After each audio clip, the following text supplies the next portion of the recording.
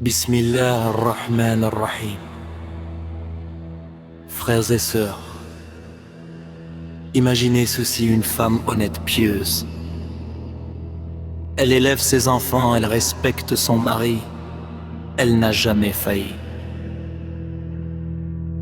Et un matin, quelqu'un répand une rumeur sur elle, sans preuve, sans témoin, juste des mots lancés en l'air. Sa réputation est détruite, sa famille est humiliée, son mariage est brisé. Est-ce qu'Allah a laissé cela sans réponse? Non, il a révélé un verset entier pour protéger cet honneur. Allah dit dans son livre, Sourate An-Nur, verset 4. Ceux qui lancent des accusations contre des femmes vertueuses sans produire 4 témoins, fouettez-les de 80 coups et n'acceptez plus jamais leur témoignage. Ce sont eux les pervers, à moins qu'ils ne se répandent ensuite et ne se réforment. Car Allah est pardonneur et très miséricordieux.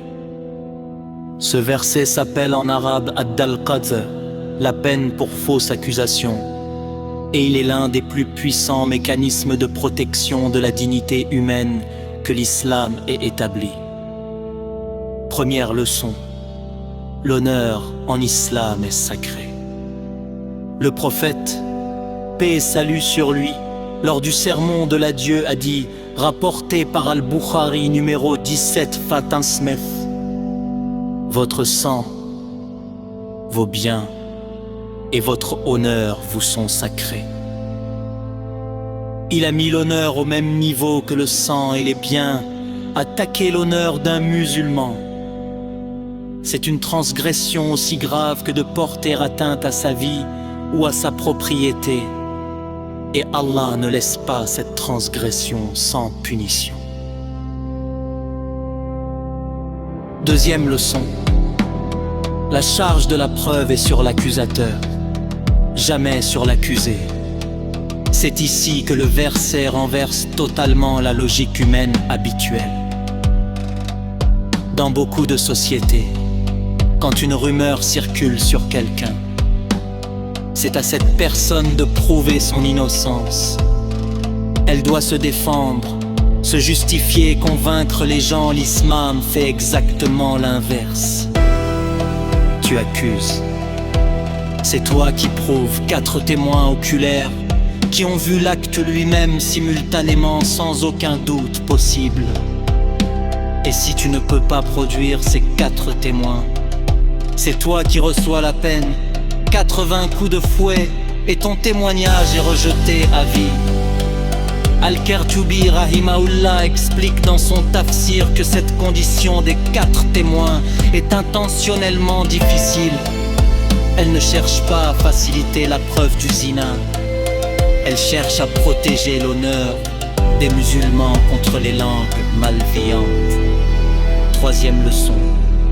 Les réseaux sociaux d'aujourd'hui sont le tribunal du Kadhaf de demain, frères et sœurs. Soyons honnêtes. Combien de fois avons-nous partagé une rumeur sur quelqu'un sans vérifier? Combien de fois avons-nous liké une publication qui détruisait la réputation d'une personne sans même connaître la vérité? Le prophète, paix et salut sur lui, a dit, rapporté par Muslim numéro 2539, il suffit à l'homme d'être menteur, qu'il rapporte tout ce qu'il entend. Tout ce qu'il entend sans vérifier, sans réfléchir, juste partager. Allah a établi une peine sévère pour la fausse accusation directe, mais la responsabilité morale de celui qui propage une rumeur sans preuve, elle existe aussi devant Allah. Quatrième leçon, la porte du repentir reste ouverte. Allah termine ce verset par quelque chose de bouleversant. Après avoir annoncé la peine, après avoir dit que le calife n'est pas pervers et que son témoignage est rejeté, il dit à moins qu'il ne se repente ensuite et ne se réforme, car Allah est pardonneur et très miséricordieux. Les savants ont débattu de se repentir. Est-ce qu'il efface la peine légale? Non. Selon la majorité, la peine reste. Mais est-ce qu'il efface le jugement d'Allah sur cette personne? Oui. Et est-ce que son témoignage peut être rétabli après un repentir sincère? Oui.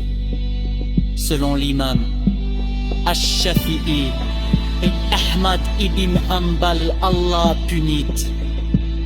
Mais il pardonne, il protège. Mais il tend la main. Frères et sœurs, ce verset nous enseigne quelque chose de profond sur la nature de l'islam. L'islam ne protège pas seulement les corps, il protège les âmes, les familles, les réputations, les cœurs.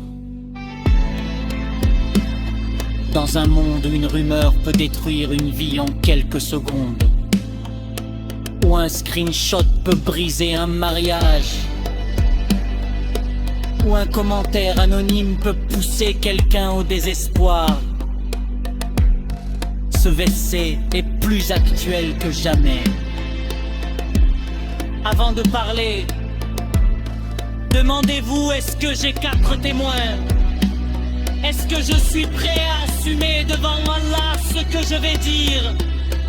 Gardez votre langue, protégez l'honneur de vos frères et sœurs. Allah protégera le vôtre. Si cette vidéo vous a été utile, partagez-la avec vos proches.